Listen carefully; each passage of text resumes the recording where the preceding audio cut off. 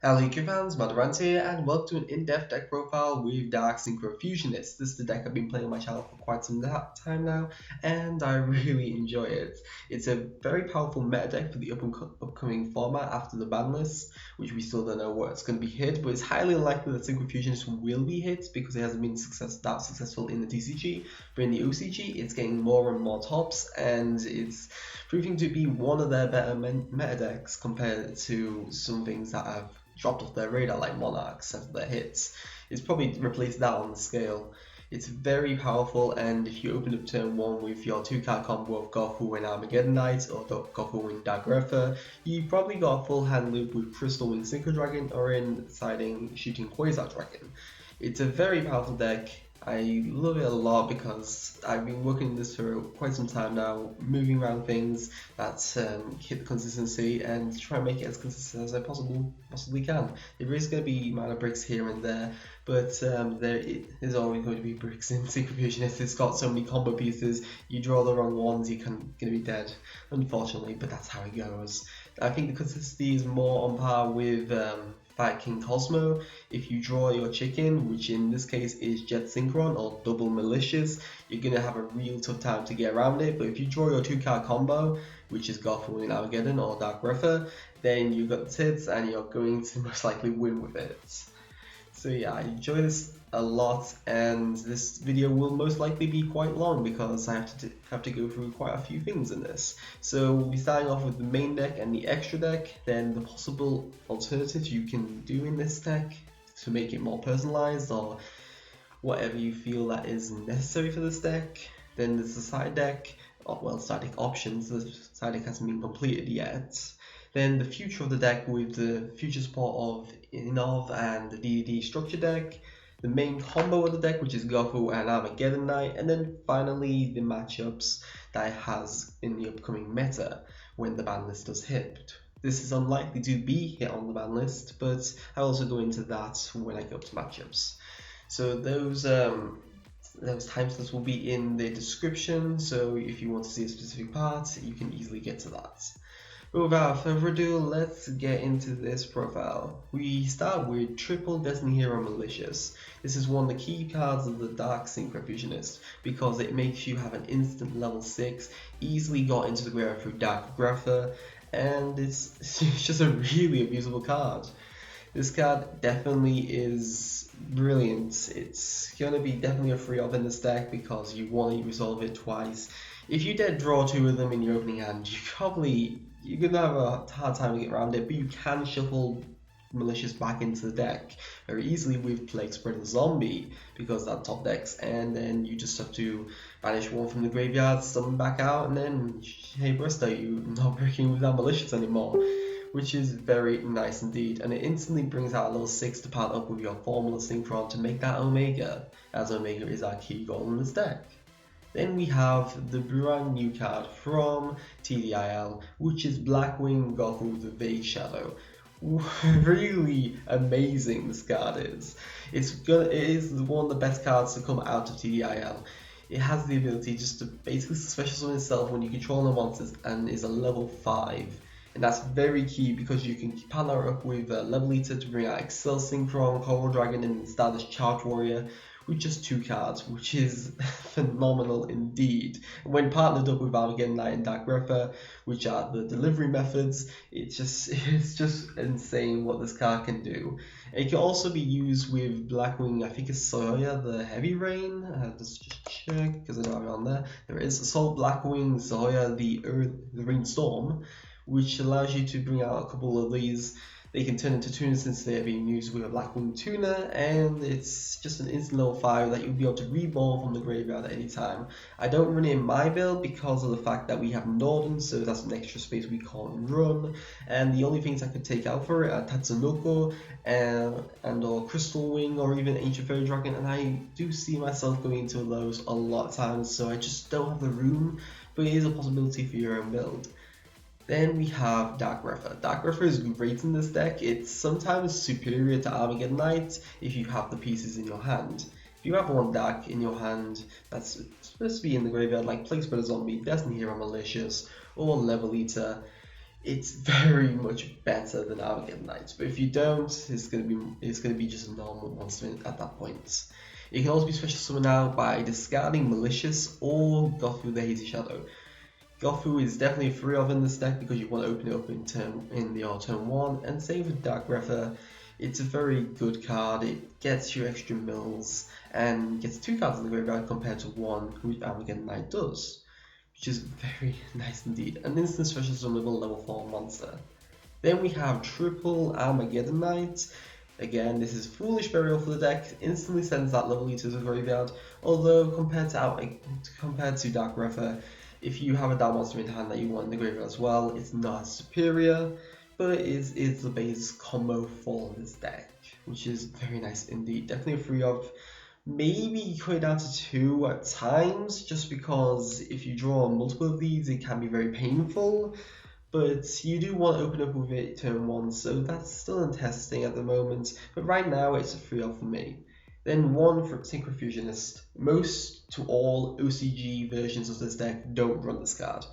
For me personally, since we have Instant Fusion and Refusion still live in the game, we can definitely utilize this card. It's very good to use with Tatsunoko to bring something like Hyper Librarian or PSY-Framelord Omega, which is very key in the deck, and getting that such a Refusion, Instant Fusion to set off the secondary engine is also very necessary. It's only a 1 because multiple would cause breaking issues, because of this deck is not the TCG version that it was a couple months ago, but it's still very key. It's a very weird looking card and I enjoy using this card a lot. Definitely going to keep in my deck regardless to how Synchro Fusionist evolves in the future, unless None is banned. Because if None's banned, there's no point in running this guy anymore, because Brilliant Fusion was breaking in this deck, and I don't like bricks in my deck. Then we have Red Resonator. This is newly added to the deck. This is kind of replacing Dr. Frankenderf at this point. Frankenderf's in the side part. For those who don't know what this card does, basically Upside Goblin, but it is you have to either normal summon it if you draw any opening hand or E-tele out. Whereas Red Resonator gets another level 4 out your hand. It's a tuner and can allow you to go into Star's Charge Warrior and Cold Dragon if you open it with this and Armageddon Knight. It's very good in that sense. Also, when it is special summoned, you can target a monster on the field, increase your life points by that monster's attack, which can recover yourself from a very hefty soul charge, which is very nice indeed. It's also an alternative search target for Resonator Call. And E-tele will likely be going to 1, so we need to test this guy out a little bit more. Maybe switch it for Russian Squall in the future, but I'm not 100% sure on it. It's mainly a placeholder while we don't have Lamia. Then we have 2 Plague Spreader Zombies. This was originally 3 in the deck, but I've cut it down to 2 because I was breaking with multiple of these. So I still need 2 in the deck. I do use 2 quite commonly, but 3 of them was a bit overkill. It's definitely a key card for the deck. It can put back those dead cards you've drawn like Jet, Synchron, or Desmond Malicious. It's an instant level 2 body, so it gives you options for Tatsunoko or to sync with Malicious to bring out Omega. And it's just a really good card. Instant special summon from the graveyard. The only negative is that it contradicts TG Hyper Librarian's effect to draw a card because you are placing that card on top of the deck. Unless you can shuffle the deck with something like Malicious, you're going to be redrawing it, which is a bit painful, but it's definitely a key card and definitely allows you to get your combo off. Then we got Triple Level Eater. This is not only a Lure of Darkness fodder, but it is one of the most key cards in this deck. This is kind of making the deck, to be fair, because every time you don't have Level Eater around, you're not going to complete your combo to the satisfaction that you want. Every time you do have Level Eater around with the combo, it's definitely going to give you at least 4 to 5 hand loops and a Crystal Wing Synchro Dragon. It's just such an amazing card and so abusable with Star's Charge Warrior and Coral Dragon. That interaction is very nice and just seems like they were made for each other. Level Eater can definitely help a lot in this deck. Drawing multiple isn't too painful because you could draw something like Ghostly Shadow or draw a level 2 tuner or something like that to work with it, or a level 1 tuner to get draw support, which is very nice. It's also very good against Max C because multiple summonings of these are going to deck your opponent out, and you can easily banish this for the cost of summoning D sprites. DD Sprite is a new card and kind of just a placeholder for DD Lamia at the moment. It's an instant level 1 that can special summon itself by banishing a monster from play. I believe its effect ruling is that if it's no longer face up on the field, you don't get to return the monster, so it doesn't hinder your standby phase returns of Synchro Omega. But I'm not 100% sure on it, don't quote me on that. But from what I've seen, it did work. It's definitely a very nice card. It comes in super rare as well. It's not something your opponent will ever expect, and can be helpful against Max C. Then we have one Synchro Resonator. Synchro Resonator, instant special summon of a level 1 if you control a Synchro monster. Very good, searchable through Resonator Call, and it's just a really good card. It can also re-add your red Resonator if you use it already during the duel. Unfortunately, you can only special summon one of these per turn, so that's why it's only a one-off. These sprites are only one-off because you can't really search at this point, and it can break if you have multiple of these. You don't want too many level 1 tuners, and we don't want too little level 1 tuners. Then we have Recover. Recover can only special summon itself through its effect once per turn, so only one is needed, but can be easily got out of the deck through emergency teleports. And it's an instant level 1 you can reborn from the graveyard. A hefty cost, but it's very necessary for this card. It's really good card, and it comes in super rare as well, so that's kind of nice. Then Jet Synchron, you don't want multiple of these unless you're running Pot of Cupidity, but I wouldn't suggest that in the deck. Some OCG players do play this. I do not agree with that. I think it's good in multiple card decks, but not in this kind of deck. Jet Synchron is very key, drawing it in your opening hand with nothing else to work with it, so for example, Malicious or a level 1 or a level 4 that can switch itself out, can be extremely painful. This is basically chicken of the deck for something like Viking Cosmo. It's very key, but drawing it is majorly painful and kind of shuts down most of the combo.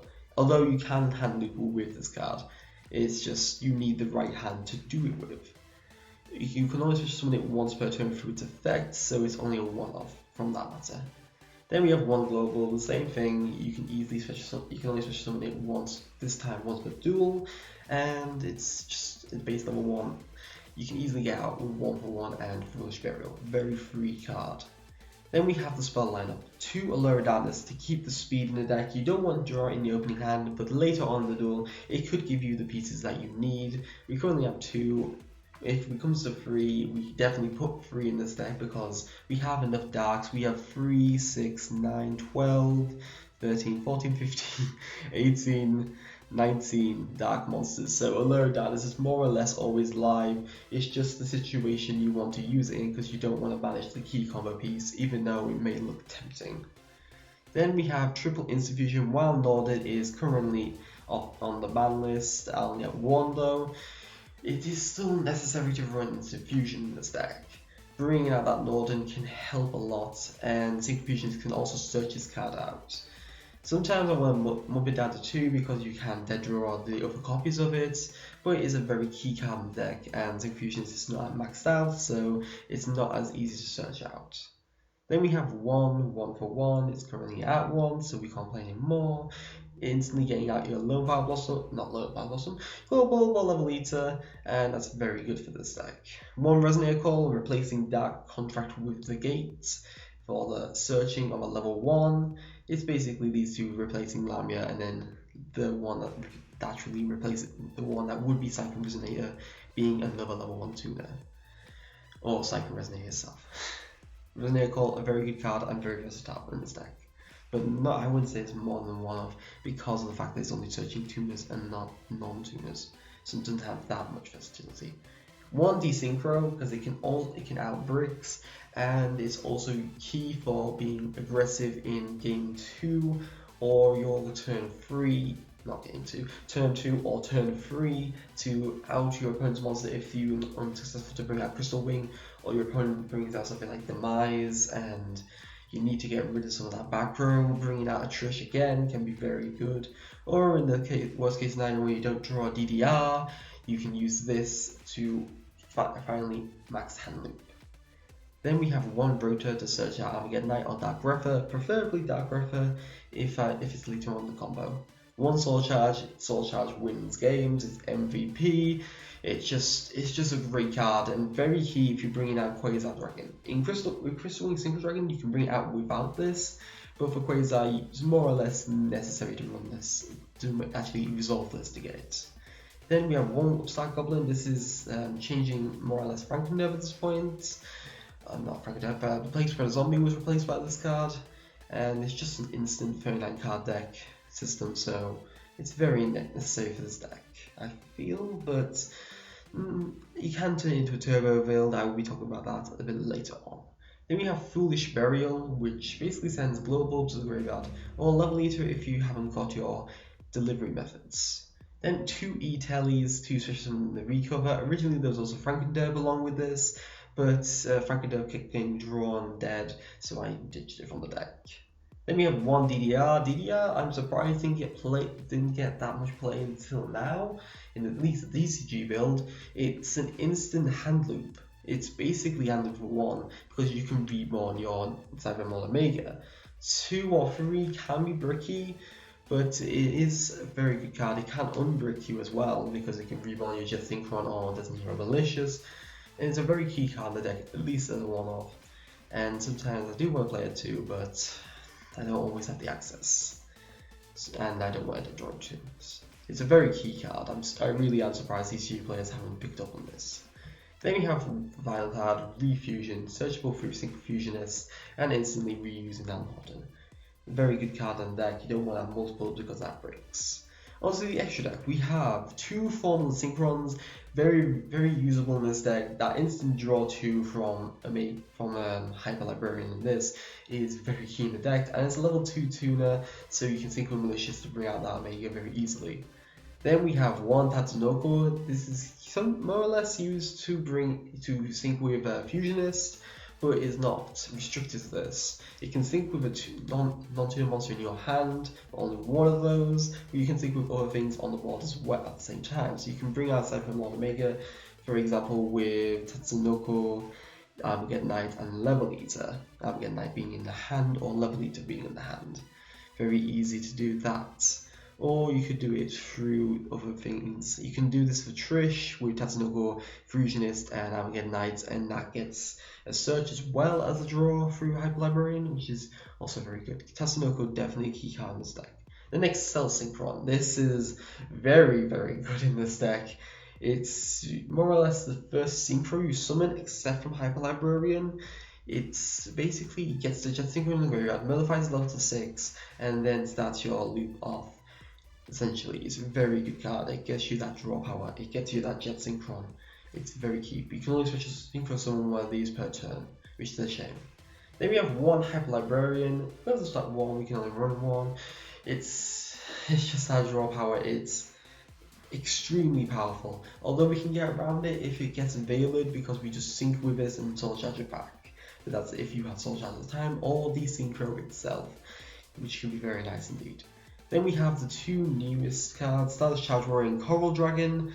You go into Coral Dragon first by syncing with Excel Synchron, and then you sync with Stardust Charge Warrior, sync into Charge Warrior using Level Eater to get basically 4 draws in total. 1 draw of this Synchro Summon and 3 draws of being Synchro Summoned with and Synchro Summoning into this card, which is great. But both of them have the restriction of not being able to be used more than once per turn, which is a shame, but if they didn't, these cards would be absolutely broken.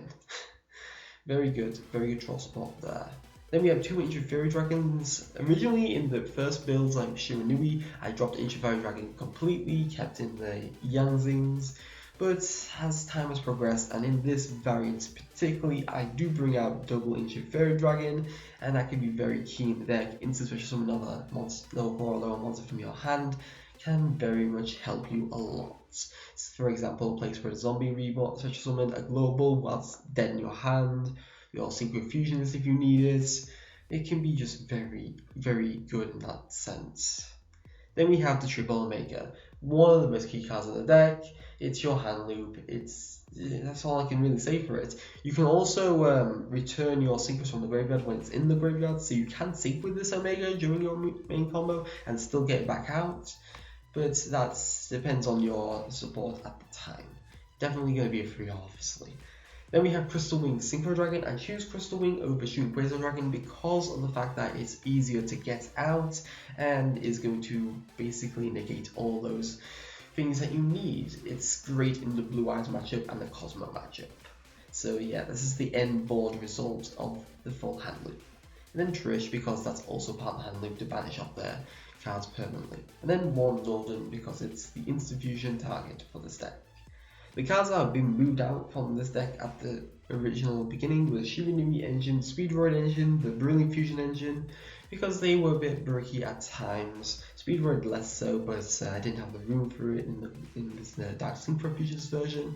And the other cards being Dr. Frankenderp, Blake Spreader, and other things of that caliber. They were also a bit bricky, so I had to move them out at that point. There are options to go in with Blackwing or Orochi the Squall, but you mainly need to have the Sohaya, the Rainstorm in the deck to really utilize this card. And then there's the Turbo build with Into the Void. There's also options for Draw Muscle, because that's an instant +1 because you have Level Eater, which is a weak defense position monster.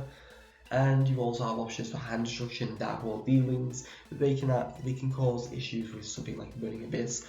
Or, for example, Burning Abyss essentially with Farfa, because that can cause a lot of issues. But Into the Void is the most free and it's the most easy to use in this deck because you don't really need your hand after you full hand looped. You can set those back rows. They're highly likely to twin twist to you.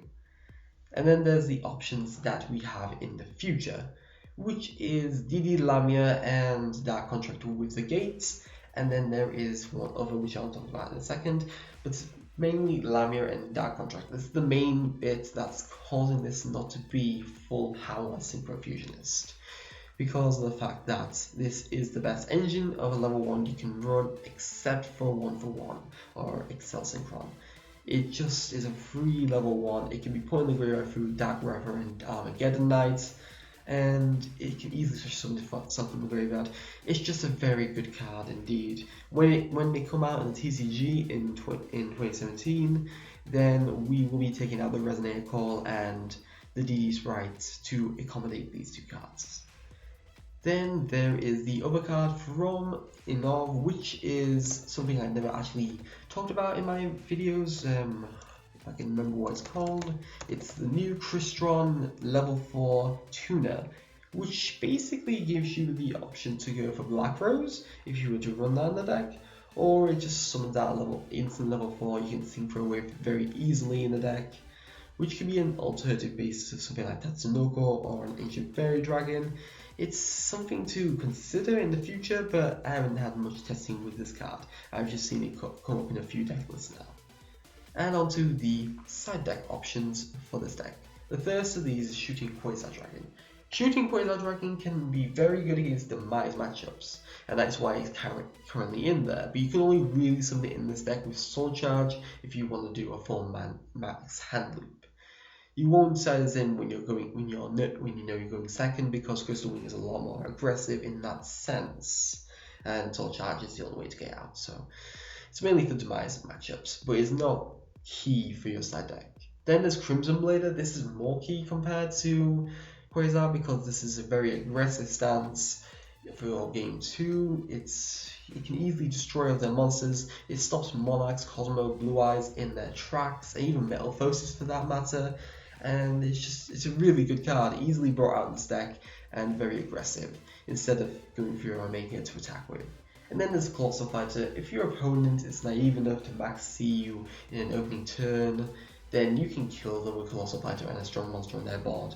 It only needs to be about 3,000 attack depending on how much you've done. But you can just instantly synchro to this if they've got a 3k Dark Destroyer and they have no back row to stop you, and you just crash, and they deck out. Definitely key in the side deck for that deck out system, and is only mainly used for game 2. Then we have Ghost Ogre. This is an alternative option for your hand control for game 2. to destroy their Union Hanger or their Metamorphosis Scales, their Cosmo Town, although you probably wouldn't do that, to be fair. It's a very good card. It's definitely used a lot in the OCG format and will definitely get a lot more use in TCG format. There is a reason why this is getting reprinted in the Megatons. Then there's the Kaiju option to tribute off the annoying cards like Magic Spectre Unicorn, Beatrice, Cosmo Dart Destroyer, all those kind of things that you don't want to deal with. GAMCL can take care of that essentially, which is very nice indeed. We wouldn't run Interrupted Kaiju Summon because that's allocating too many slots to the side deck. Then the Max C to draw power. It's very key, but not for the Synchro Fusionist matchup, unless you're very smart with your play and do it mid combo when you're guaranteed some draw power, but you stop them from decking you out, which is very nice indeed. And then there's DD Crow, also for the upcoming format to banish off the ABC pieces in the graveyard, Metamorphosis Counter in the graveyard, Pantheism in the graveyard, the White Stone of Ancient in the graveyard. It's very much used in the OCG at the moment, DD Crow, and it will get more play in TCG, so that's also an alternative option. One of my more favourite options for the side deck is sort of Conceal and Light. This gets around again Unicorn, Beatrice, all those control style cards, and locks them down for about 2 turns, which can be very nice. You can run Looking Blues instead if you prefer that card, but this card is a bit more stally and allows you just to banish off and do your plays freely without having to worry about control style, unless they have the back row obviously. And for the back row we have Twin Twisters as a delivery method and to remove that back row. Very simple. And then the final card that you could run for your side deck is Heavy Slump. This is for those times when they are smart with their Max C and they're not going to be able to be hand looped or decked out. So you can use Heavy Slump and then chaining to their draw, shuffle back all the cards that they drew from Max C, a minimum of 8, and then they draw 2 cards, which can be very nice. As long as they are quick play cards, that can be very destructive and just as good as a hand loop, because most decks can't really win with 2 cards. Unless they're really strong meta decks. Like, for example, ABC could do it if they get the right 2 cards, Union Hanger and most likely a way of getting out a monster. Probably something like Unexpected Die, something of that caliber would help. Or for Blue Eyes, something like Dragon Shrine would be very destructive because we can't get over that except from D-Synchro or Crystal Wing Synchro Dragon. And other cards of that caliber, Heavy Slump can be a bit weak against, but it's compared to the letting them have so much more draw support, it's more favourable. Definitely probably 2 of in the side deck. The other cards are more 3 ofs, except in Synchros obviously, because you want to draw into them as soon as possible. It just depends on your matchups. Next, I would like to talk about the main combo deck, so we have to pop over to YgoPro. So now some example combos. The main combo of the deck is, of course, Gofu, the Hazy Shadow, and Armageddon Knight. So this is just against a random completely dead deck, which has basically all vanilla monsters at level 7 or 8. And just to show you what the base combo is on YgoPro essentially. Because that's still alive, but it's just not very accessible at times. So the main combo is using Gofu and Armageddon Knight to deliver the Level Eater. Then you use Level Eater's ability to reduce the level of Gofu the Hazy Shadow to 4, sync for the Excel Synchron, and that will allow you to get your Jet Synchron out the deck and get you the Hyper Librarian you need. So modifying the level positively, and then use the effect of Jet Synchron, discard one random card from your hand, for example Malicious here, and that will allow you to sync into the Hyper Librarian, and then you're able to Level Eater, reduce the level of the Excel Synchron by 1, go into the Coral Dragon as the primary synchro, because that will give you a base in which you need to synchro summon with. Level Eater once again, reduce the level, sync into Child Warrior, and then you have drawn 4 additional cards and have 2 bases in which you'll want to use, which can be very nice. And you should have a graveyard that is hopefully set up with something nice as well. The deck is obviously not shuffled, so it's drawing completely dead cards, but we still have the possibility to do things. And if you have something like Soul Charge, it's probably going to end you with a combo that would give you a max hand loop. Next, onto the combo with Dark Grepher. Onto the combo with Dark Grepher. So it's basically the exact same principle. However, you can special summon this and don't have to waste your normal summon to use Dark Grepher. Dark Grepher can then descend one Dark from your deck and then send Level Eater to the graveyard. The preferable Dark descent would be Malicious or Plague Spreader or even Level Eater itself, and you get to set up that combo, and you will be able to then combo off and have more graveyard resource than you would originally have for your original combo. Although obviously it's going to be limiting your hand at times, so if you have Soul Charge in your hand, you would normal summon Dark Grepher over special summoning it. But at times you may have things that you want to put in that graveyard. You don't care about your hand, and that could be very good to basically do your combo and get the resource you need to draw into your full hand loop. If you draw your Soul Charge anywhere in that combo and you have at least a power hand that could be probably Dark Grepher and a Level Eater or something of that caliber, something that can do plays with and Soul Charge, you probably have your hand loop at that point. Again, this is going to be dead drawing because this is have Do Not Shuffle on the deck just to get that combo all together. The combo is quite easy to do, more easier in the Into the Void turbo build of the deck, but you have limited options with your tuners and stuff like that, which I didn't want to do, but I prefer this. It gives me a lot of options, gives me a lot of plays in which I can do things. So back onto the final option, which in final section, which is matchups and Banlist. And onto the matchups and Banlist. So the first matchup that causes some issues is the Blue Eyes matchup. This is because of the fact that Dragon Shrine can easily put a stone into the graveyard, summon a 3k B-Tick, which is Blue Eyes for Dragon, and you can't get over that if you've already used your Desynchro or fully used your extra deck, which can cause a lot of issues. But in this variant, you can easily out this with Crystron with Synchro Dragon, which is usually your end result of your full combo, because of the fact that you negate the white stone, and that causes a lot of problems. And with one card they can bring out Blue Eyes, but they have to use a monster effect in order to do this. For the Demise matchup, we basically have to rely on shooting Quasar Dragon. This is because we can't negate more or less anything unless it's a Cosmo Demise deck with Crystal Wing Synchro Dragon, so switching into shooting Quasar Dragon, and even if you don't bring it out, you are going to be probably summoning Crystal Wing anyway. You wouldn't need to in this deck, so it's not going to be too much of an issue if you don't bring it out, but bringing it out is usually done with Soul Charge. Demise, if you're going second with this deck, you're more than likely going to be in an extremely bad position. This deck has to go first, or it has a lot of problems, mainly in the form of back row or control, and in game 1 that can be deadly, but usually game 1 you want to be going first, so then this doesn't have to happen. And in game 2 you're going into a more aggressive style, you don't need to hand loop, you just need to clear your opponent's board, and Trishula and Coral Dragon can do this. To the extent that hopefully they haven't made a board that's unbreakable, obviously.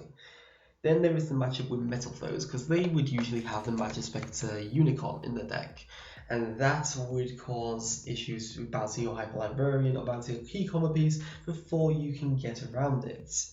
So that's why it's also considered like Kaijus are key for the side deck to out this threat. And then there is, I believe, it's not there'll be heroes in the future with Trito. That's going to be another annoying matchup to have to deal with.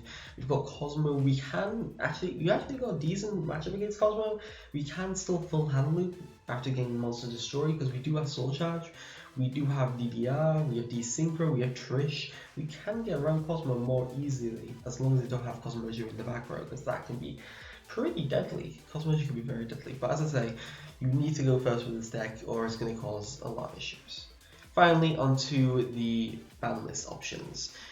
If this was to be hit on the ban list, the main cards I'd have to go for would be either Gofu Malicious or Soul Charge.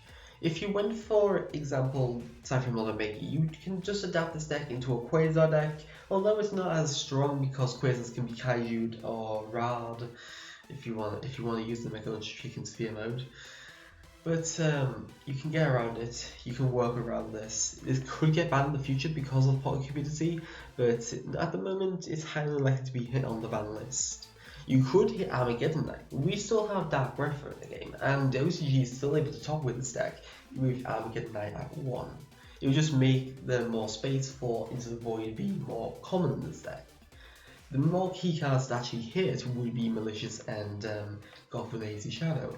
Gofu would mean, if Gofu is hit, it would mean we have to go back to Speedroids, we would have to go back to possibly Brilliant Fusion or Junk Doppel, and that would not be as consistent as the 2-card combo you already have in this, and it would have to be banned or limited, more likely banned because you can work around being limited. And then Malicious going down to 2 or 1 could be very painful, would mean we wouldn't have to run that engine anymore. We'd have to make a substitute engine to bring out something like that. Most likely Sohoya, the Rainstorm, would be the best substitute for this situation indeed. So yeah, this deck is highly likely to be hit on the ban list, at least this ban list in the upcoming month. But in the next ban list after, we may get some hits, but I don't think he'll kill Synchro Fusionist. Synchro Fusionist is very resilient and takes so many forms. There's a lot of player's choice in this deck, and it can be built to your standpoint and to the end means that you want. You don't have to just max handling. You can make those quasars. You can do it to bring out a specific combo or setup. It can be very nice in that sense. So I apologize that was a very long video, but I did want to go through everything and make sure I did this deck justice, because I do adore it so much, and it's something I will definitely look forward to playing in the formats. So yeah, thank you for watching. Please like, subscribe if you enjoyed this, want to see further content. Please leave your comments below for suggestions for my deck or suggestions for my channel in general. I'm always happy to hear those. And if you want to see a specific deck played, please let me know down below in the comments. I'm currently working on resonators and spirals as suggested in a previous video. And I will also be leaving a list of Synchro Fusionist videos I have done so far, so you can check that up in the I section at the top. So thank you for watching. Madarant signing out.